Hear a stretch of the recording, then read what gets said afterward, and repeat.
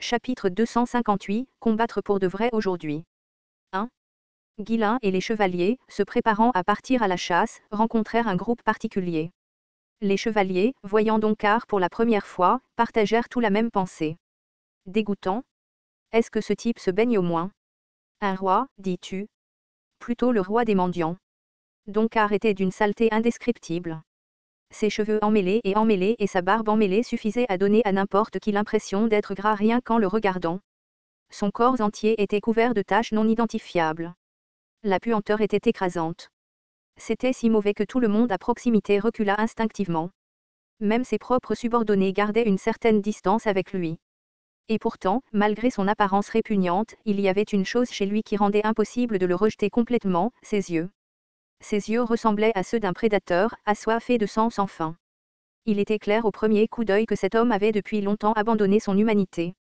Il n'était guère plus qu'une bête immonde qui vivait uniquement pour manger, dormir et chasser, ayant abandonné tout semblant de civilisation. J'ai entendu dire que de nouveaux visages s'étaient introduits dans nos terrains de chasse. Qui est le chef ici? La voix lente et traînante de Doncart s'est embrouillée alors qu'il regardait Guilain et les chevaliers. De la salive coulait de sa bouche pendant qu'il parlait. Keo et les chevaliers se tournèrent vers Guilain. Naturellement, Doncart, ses subordonnés et les spectateurs suivirent son exemple, tous les yeux étant désormais fixés sur Guilain. Alors, c'est toi, le chef, hein? Doncart avale sa salive dégoulinante et demanda à nouveau. En réponse, Guilain passa un bras autour des épaules de Keo et sourit. À partir de maintenant, ce type va être le chef ici.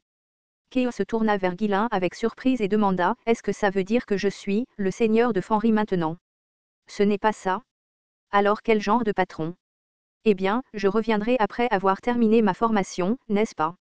Si tu veux vivre confortablement ici, tu dois prendre les choses en main.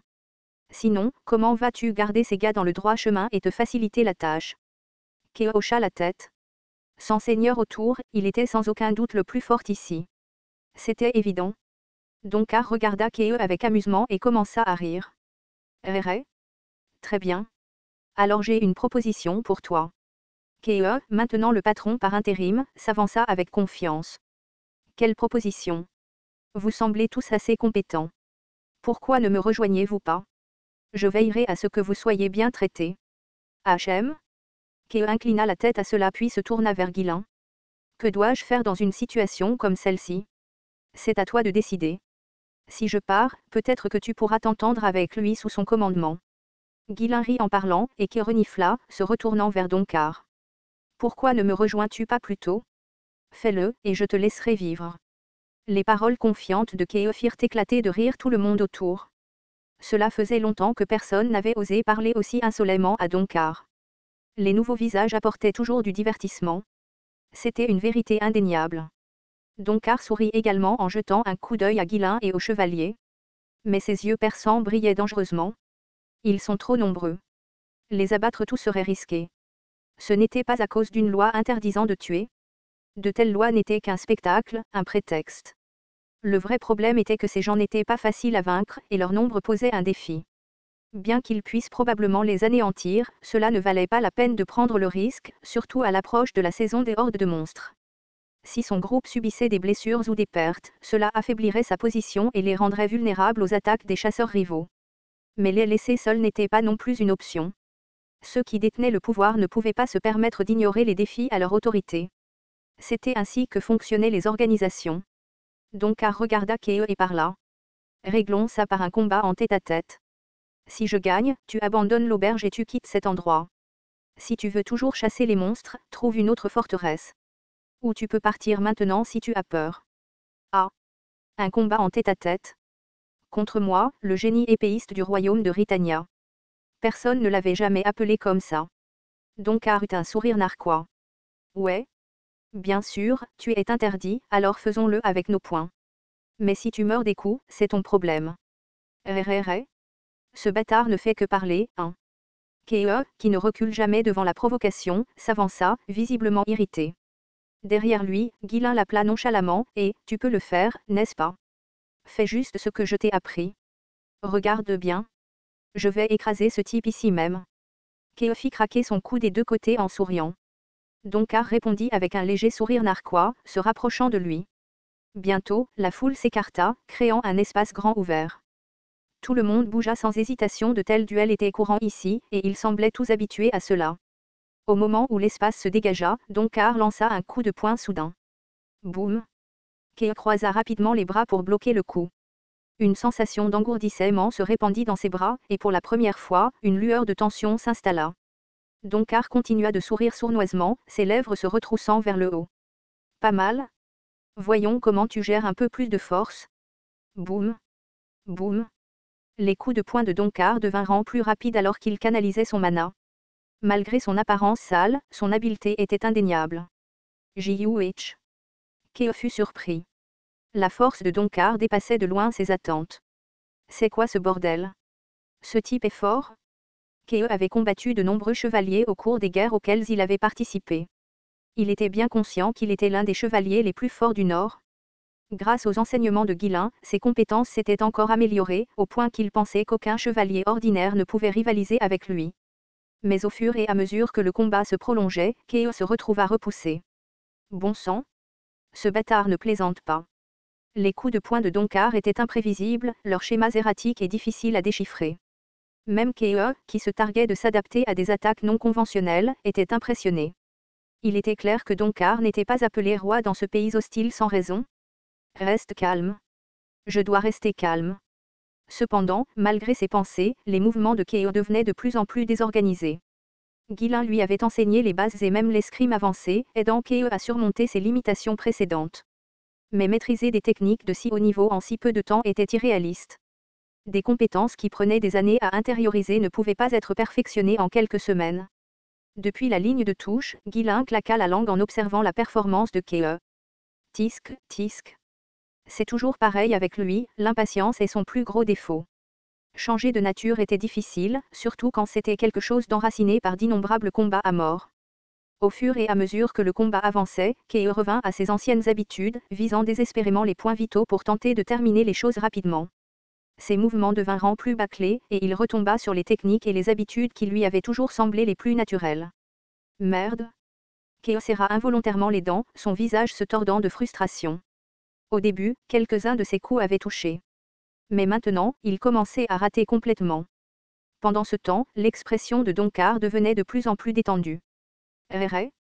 En le regardant se battre, je peux dire qu'il est comme moi, quelqu'un qui a perfectionné ses compétences uniquement grâce au vrai combat. Ses capacités ne sont pas mauvaises, mais il ne parvient pas à les utiliser correctement. Il est du genre à se déchaîner sur un champ de bataille, pour finalement se faire tuer. Donkar ne put s'empêcher de rire. Il pouvait sentir la panique et l'impatience grandissante de Keo.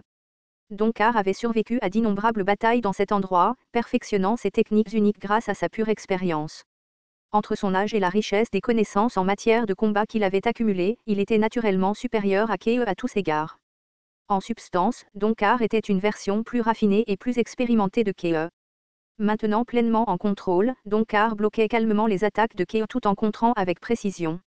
Boum! Boum! Pouah! Alors que Keo encaissait de plus en plus de coups, les dégâts accumulés commencèrent à l'épuiser. Son visage commença à gonfler et du sang coula de sa bouche, probablement d'une lèvre fendue. Les chevaliers de Fenris, qui regardaient depuis la ligne de touche, étaient visiblement abasourdis.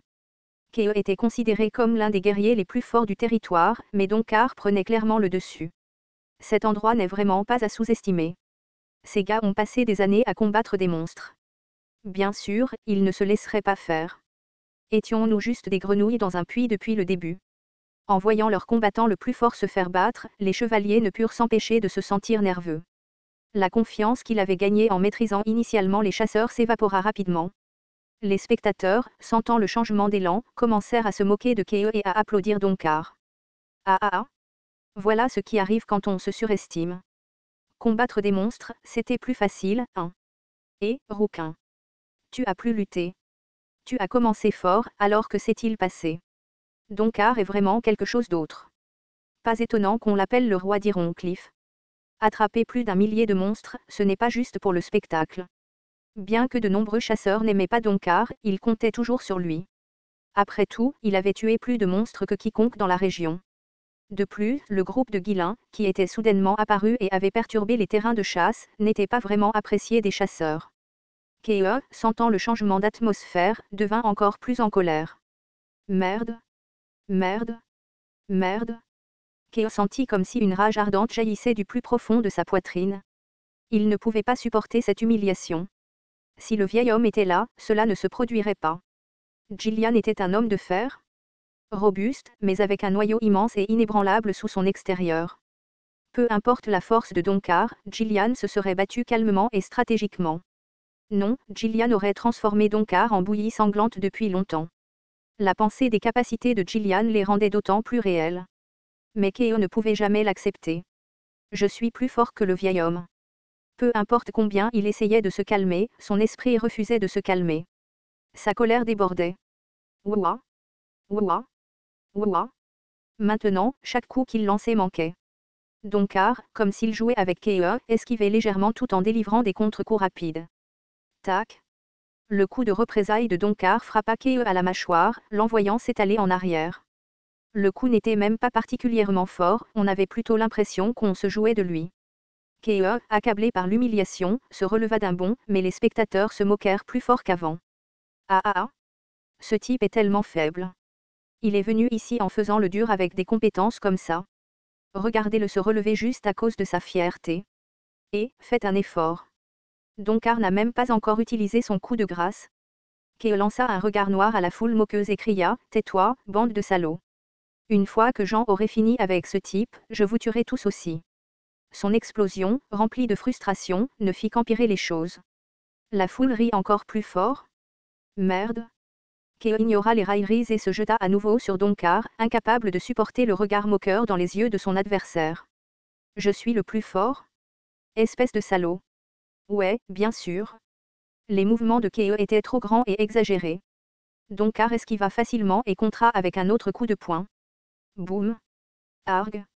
Cette fois, le coup de poing de Donkar atterrit avec une force réelle, contrairement à avant. Le sang jaillit du visage de Keo alors qu'il trébuchait en arrière. Suis-je vraiment aussi faible? La douleur dans son corps n'était rien comparée à l'agonie dans son cœur. Le regret l'envahit. J'aurais dû m'entraîner plus dur. Il pensait avoir maîtrisé tout ce que Guilin lui avait appris. Mais maintenant, dans le feu de la bataille, il ne se souvenait de rien.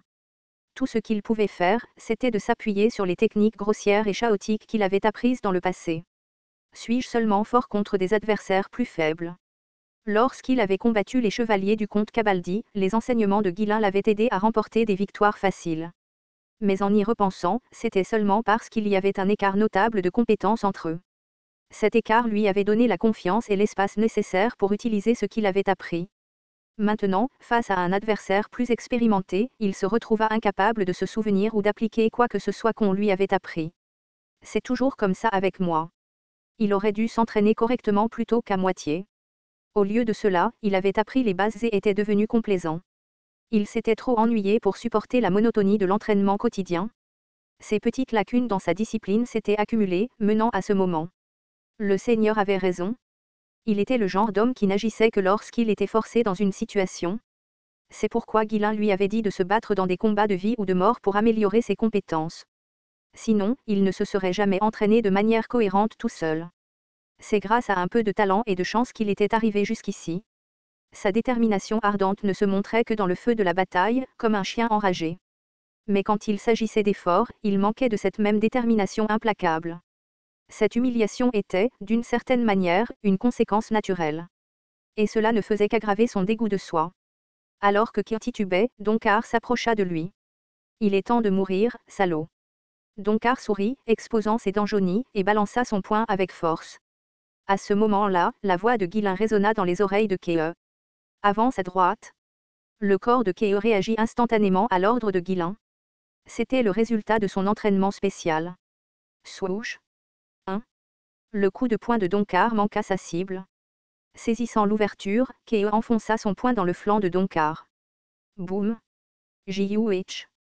Donkar recula d'un pas, et Keo se tourna pour fusiller Guilin du regard, en criant « N'interviens pas. Je m'en occupe moi-même. » La foule fixait Keo avec incrédulité. Guilin n'avait pas bougé ni parlé à voix haute, ce qui donnait l'impression que Keo cherchait à se battre avec lui de nulle part. Il ne savait pas que Guilin avait utilisé une technique avancée pour transmettre sa voix par des vibrations dans l'air. Seul quelqu'un avec le niveau de contrôle du mana de Guilin, l'un des 7 plus forts du continent, pouvait exécuter une telle compétence. Ignorant la réaction de Keo et la confusion de la foule, Guilin continua calmement. Concentre-toi. Tu as la compétence pour le battre et tu sais comment. Ton problème est que tu ne l'as pas complètement intériorisé et que ton impatience t'empêche de l'utiliser. À partir de maintenant, c'est un entraînement. Le vrai combat est toujours le meilleur entraînement. Si tu te disputes, je te ferai suivre un entraînement spécial seul plus tard. Bon sang. J'ai dit que je m'en occuperais. Recule. Swoosh. Bien qu'agacé, le corps de Keo bougea à nouveau par réflexe. Le coup de poing de Donkar manqua une fois de plus sa cible. Keo balança son propre poing, mais Donkar l'esquiva cette fois. Avance. Keo se leva du sol et combla l'écart, se mettant à portée de Donkar. Avant qu'il ne puisse attaquer, la voix de Guilin se fit entendre à nouveau. Un demi-pas vers la gauche. Keo bougea légèrement. Le visage de Donkar suivit instinctivement son mouvement. Frappe. Bien qu'il s'agisse d'un combat à main nue, Keo s'était entraîné à l'escrime. Il avait simplement adapté ses compétences au combat à main nue. Suite aux instructions de Guilin, Keo lança son poing en avant comme une épée. Boum. Le sang gicla dans l'air tandis que le nez de Donkar s'effondrait et que sa tête s'envolait en arrière.